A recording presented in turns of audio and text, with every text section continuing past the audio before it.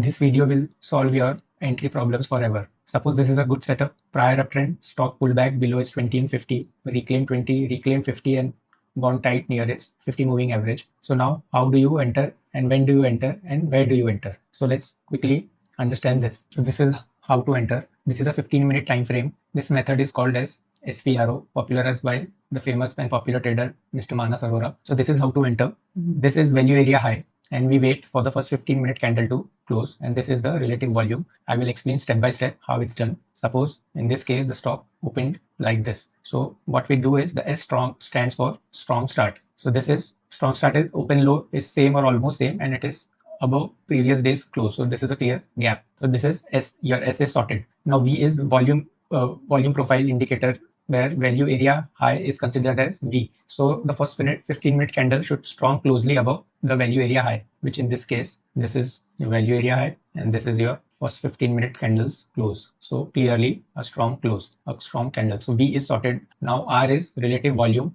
which is here 20%. I look for 7 to 10% in first 5 minutes, and if that is the case, I will still wait for the first 15-minute candle to close. Sometimes you will miss the trades, but the upside is pretty big, but this is not concerned here. So in first 15 minutes, if the relative volume is 20% and more than 20%, so it qualifies the R criteria of SVRO. So it is also done. Now O is the opening range breakout. In this case, this is the opening range, this is the high, this is the low. So this is the opening range. Now the bid is simply placed here and we wait for the price to cross that level and your bid will be triggered. In this case, it's immediately triggered and that's it, your entry is triggered. What was the criteria of entering here? So first you also need to identify the pivot. The pivot is this area where the stock has attempted multiple times to cross that particular area. In this case, if you see, this was that point. Here stock made an attempt, then pulled back significantly, attempted, failed, attempted, failed, attempted, failed, again went very tight near it. So